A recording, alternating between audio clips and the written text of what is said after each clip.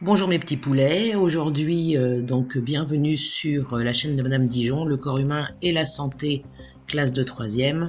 Nous allons poursuivre notre étude sur le monde microbien et nous allons voir aujourd'hui comment améliorer nos défenses immunitaires.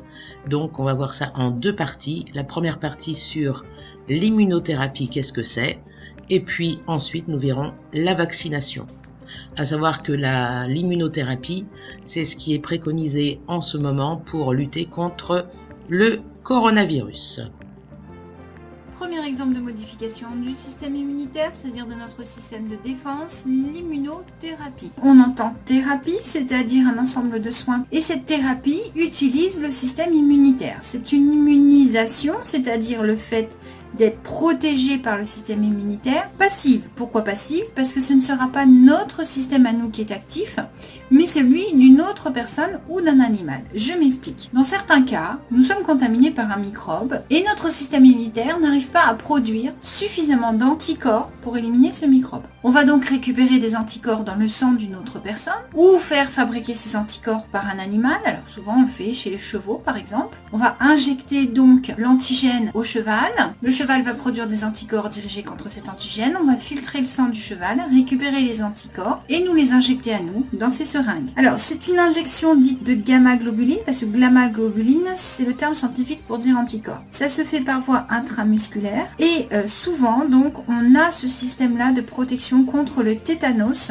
On a donc des piqûres antitétaniques. On appelait ça dans le temps le sérum antitétanique. Ça permet donc d'injecter des anticorps dirigés contre les antigènes de la bactérie bacille tétanique. Ça permet d'immobiliser les bactéries le temps que nos bouffes-tout de notre corps s'en débarrassent. Donc si on appelle ça une immunothérapie, ça ne dure que 3 semaines. C'est normal, les anticorps au bout d'un moment vont être détruits. Ce ne sont pas les nôtres, ce sont ceux d'un cheval. Donc forcément, les nôtres vont finir par prendre le relais au bout d'un moment. Mais si on est très malade, qu'on n'arrive pas à fabriquer rapidement des anticorps, on utilise donc cette immunothérapie pour nous soigner. Mais ce n'est pas un vaccin.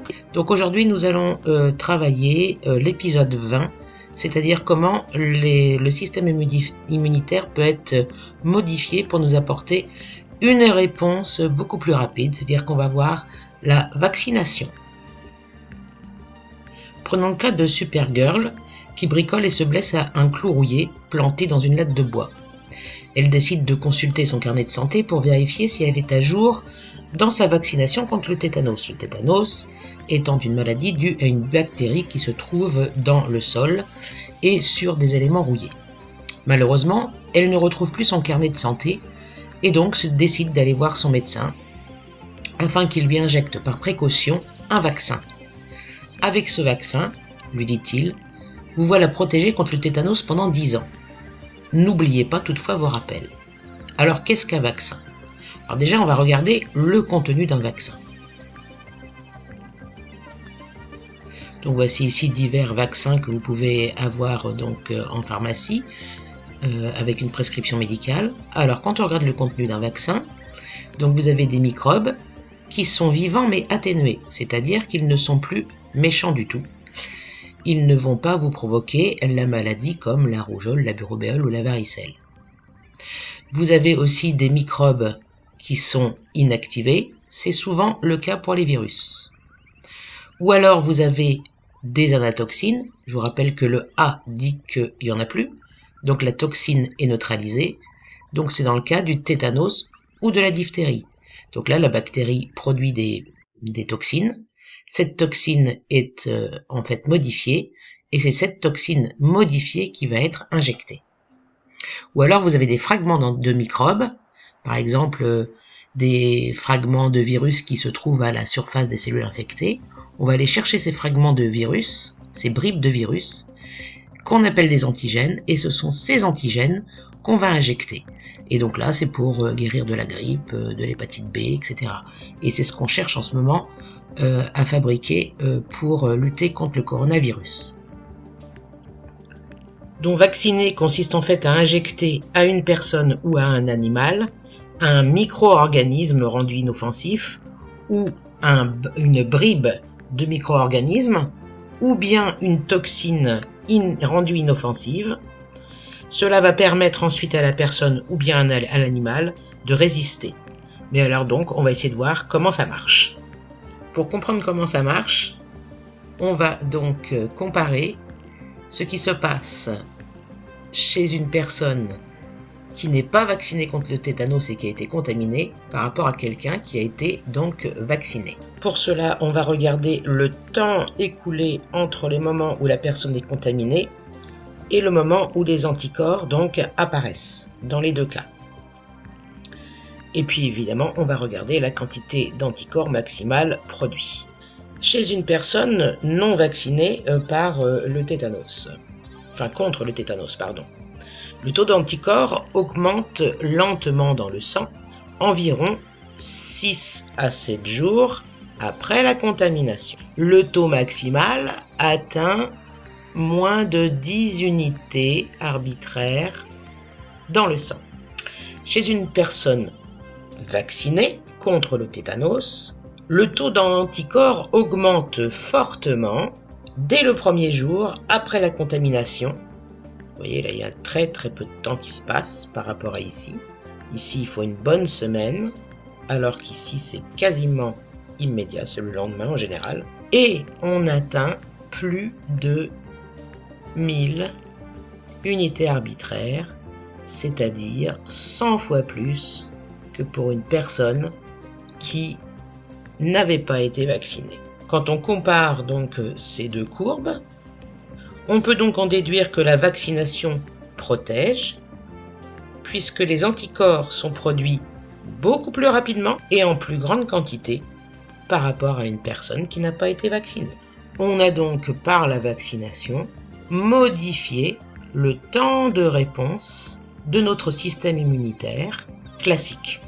En résumé, la vaccination consiste à injecter à une personne ou un animal un micro-organisme rendu inoffensif, c'est-à-dire qu'on a pris la bactérie et on a fabriqué une antitoxine, puisque la bactérie fabrique de la toxine.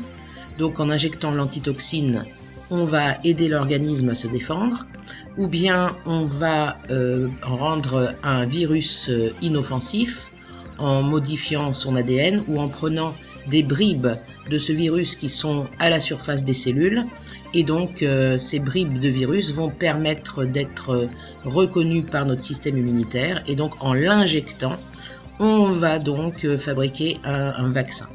Les rappels vont être importants car ils vont maintenir un taux élevé d'anticorps dans le sang, et c'est ce que nous allons voir maintenant.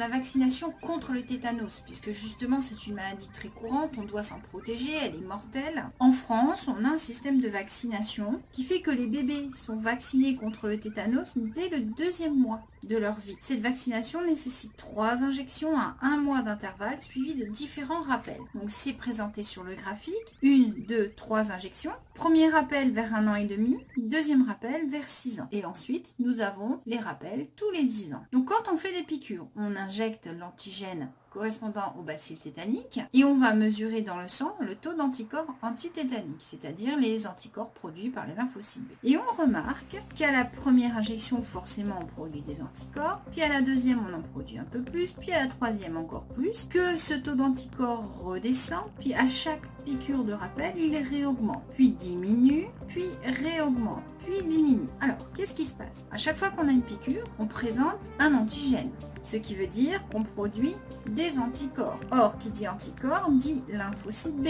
Or, si on fabrique des lymphocytes B, c'est qu'on a des lymphocytes B actifs, plus des lymphocytes B mémoire. Et du coup, quand on a fait une piqûre, on a des lymphocytes B en mémoire. Alors là, on en a un petit peu. Mais si on fait une piqûre 1 an et demi après, vous voyez qu'on en produit beaucoup plus. C'est parce qu'à chaque piqûre, on réactive le système, on refabrique des lymphocytes B mémoire. Et à chaque fois, on a donc une plus grande quantité de lymphocytes B mémoire dans les ganglions. De manière à ce que quand on injecte l'antigène, on ait beaucoup d'anticorps qui soient produits. Alors forcément, le taux d'anticorps diminue dans le sang parce que les anticorps sont des protéines qui sont forcément éliminées au bout d'un moment. C'est pour ça qu'il faut refaire une piqûre de rappel pour obliger les lymphocytes mémoire à refabriquer des anticorps. Allez, on s'intéresse aux questions. Comment varie la production d'anticorps à la suite de chaque injection? Après chaque injection, on constate que la quantité d'anticorps antitétaniques augmente brutalement, puis diminue au bout de quelques temps. À partir de quel âge l'enfant est-il immunisé? Si on regarde le graphique, dans cette bande claire, c'est que le taux d'anticorps antitétaniques n'est pas suffisant pour que l'enfant soit immunisé. Par contre, à partir d'un certain taux présent dans le sang, l'enfant est immunisé, c'est-à-dire qu'il est protégé. Donc, on peut dire que le graphique indique que l'enfant est immunisé après la 3e injection et vers l'âge de 1 an, car le taux d'anticorps reste au-dessus du taux minimum pour être protégé. On injecte à 4 mois, on reproduit des anticorps. Bien sûr, ces anticorps vont être détruits, mais pas suffisamment. On aura toujours un taux d'anticorps dans le sang suffisant pour rester protégé, c'est-à-dire immunisé. 3e question, expliquer l'intérêt des rappels de vaccination. Les rappels de vaccination permettent de stimuler les lymphocytes B, les mémoires, et donc de maintenir le taux d'anticorps suffisant dans le sang. Pourquoi peut-on dire que la vaccination fait appel à la mémoire immunitaire? La vaccination réveille des lymphocytes mémoire situés dans les ganglions. Ainsi, l'organisme est prêt à combattre l'ennemi car il possède des lymphocytes B déjà activés. On récapitule. L'immunothérapie consiste à injecter des anticorps. C'est une technique utilisée en urgence lorsqu'on pense que quelqu'un a été confronté à un micro-organisme pathogène. La vaccinothérapie utilise la mémoire immunitaire pour préparer le corps à lutter efficacement contre un micro-organisme. L'injection de micro-organismes affaiblis, bah oui, on va pas vous en mettre des bien vivants, sinon vous êtes morts, permet d'enclencher une réponse immunitaire et la mise en mémoire des lymphocytes sélectionnés. Pour que l'effet vaccinant dure, il est indispensable d'effectuer des rappels.